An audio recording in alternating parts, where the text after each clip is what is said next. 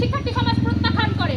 তারা এই আন্দোলন চালিয়ে যাবে যতক্ষণ না পর্যন্ত আমাদের 9 দফা আদায় হচ্ছে, ততক্ষণ আমরা রাজপথ ছাড়বো না।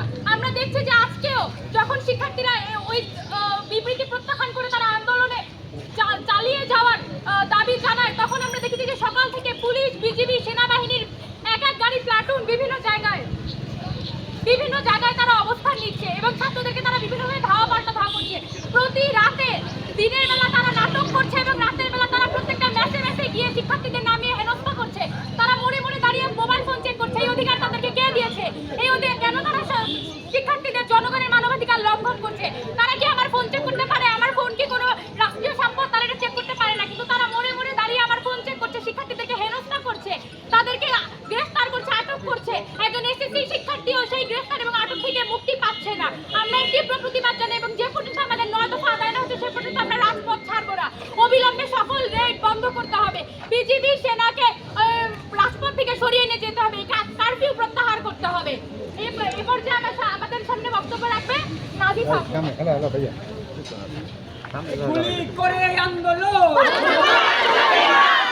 দিয়ে আন্দোলন, পুলিশ দিয়ে আন্দোলন, হামলা করে আন্দোলন,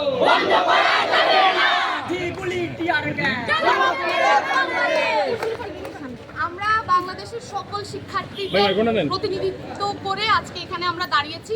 আমরা গতকালের কর্মসূচি অনুযায়ী আমরা আজকে প্রেস ক্লাবে এবং ঢাকা শহরের বিভিন্ন পয়েন্টে আমরা দাঁড়াতে চেয়েছি, আমাদের শিক্ষার্থীরা দাঁড়াতে চেয়েছে, কিন্তু সবগুলো জায়গায় পুলিশ, বিজিবি নানানভাবে তাদের সকল প্লাটুন নিয়ে নানানভাবে তারা যেই জমায়েতের মাধ্যমে তারা সেখানের মধ্যে একত্রিত হয়েছে, সেখানে দেখা যাচ্ছে যে স্টুডেন্টের কয়েক গুণ বেশি পুলিশ হচ্ছে বিজেপি সেখানের মধ্যে অবস্থান নিয়েছে। এবং আমরা যে আমাদের প্রোগ্রাম আজকে করতে চেয়েছি, বাংলাদেশে যে সকল শিক্ষার্থীরা গত কয়েকদিনে আমাদের কোটা বৈষম্য বিরোধী আন্দোলনে মারা গিয়েছিল তাদের স্মরণে এবং আমাদের যেই 9 দফা দাবি সেগুলোকে সামনে রেখে আমরা যে আন্দোলন চালিয়ে যেতে চেয়েছি, সেখানে তারা আমাদেরকে বাধা দিয়েছে। বাধ্য হয়ে আজকে আমরা এখানে এসে আমাদের দাঁড়াতে হয়েছে এবং আমাদের অনেকেই বিচ্ছিন্ন হয়ে গেছে আমাদের কাছ থেকে। এখানে অনেক শিক্ষার্থীর আমাদের সাথে সমর্থন রয়েছে, কিন্তু তারা আমাদের সাথে এখানে এসে দাঁড়াতে পারেনি। আমরা তাদের হয়ে বলছি যে ঠিক এই মুহূর্তে বাংলাদেশ একটি বিপ্লবী মুহূর্তে দাঁড়িয়ে আছে এবং বাংলাদেশ তার ইতিহাসের সবথেকে কালো অন্ধকারতম একটি অধ্যায়ের মধ্যে দিয়ে আমরা সকলে যাচ্ছি। এবং আমরা বলতে চাই আমাদের যেই শিক্ষার্থীরা রয়েছে তারা আজকে এখানে যারা রয়েছি, আমরা সামনের সময়ে আমাদের শিক্ষার্থীরা সকলে মিলে আমাদের যে সকল কর্মসূচি সেগুলো আমরা চালিয়ে যাব এবং আমাদের যেই 6 জন সমন্বয়ককে আটক করে রাখা হয়েছে এবং যাদেরকে ধরপাকড় করা হচ্ছে, যে সকল শিক্ষার্থীদেরকে তাদেরকে আর হয়রানি করা যাবে না।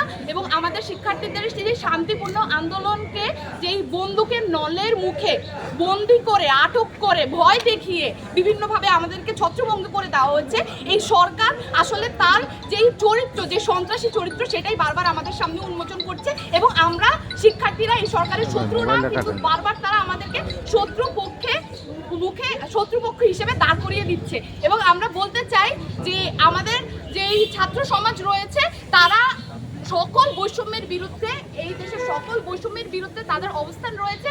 এবং আমরা এই আমাদের দেশের যত রকমের বৈষম্য আছে এবং এই যে স্বৈরাচারী সরকার রয়েছে তার যেই মনোভাব সেগুলোর মুখে যে কোনো উপায়ে আমরা আমাদের আন্দোলনকে চালিয়ে যাব। এবং আমাদের দেশের অন্যান্য যে সকল শিক্ষার্থী রয়েছে এবং আমাদের যে জনতা রয়েছে তাদেরকে আমরা আমাদের পাশে চাই। সকলকে ধন্যবাদ। হামলা করে আন্দোলন বন্ধ করা যাবে না, হামলা করে আন্দোলন বন্ধ করা যাবে না, লাঠি গুলি টিয়ার গ্যাস, লাঠি গুলি টিয়ার গ্যাস, পুলিশের গুলির বিরুদ্ধে লড়তে হবে একসাথে।